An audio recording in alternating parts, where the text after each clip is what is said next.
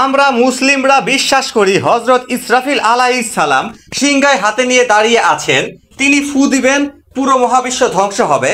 আবার সিংহায় ফু দিবেন, তারপর নতুন করে আবার সবকিছু সৃষ্টি হবে। এই তথ্যের সাথে আধুনিক মহাকাশ বিজ্ঞান ও কসমোলজির অনেক মিল রয়েছে। আধুনিক মহাকাশ বিজ্ঞানীরা গবেষণার মাধ্যমে প্রমাণ করেছেন যে মহাবিশ্ব ক্রমেই ছোট হয়ে আসছে, অর্থাৎ মহাবিশ্বে গ্রহ, নক্ষত্র, তারা একে অপরের খুব কাছাকাছি চলে আসছে।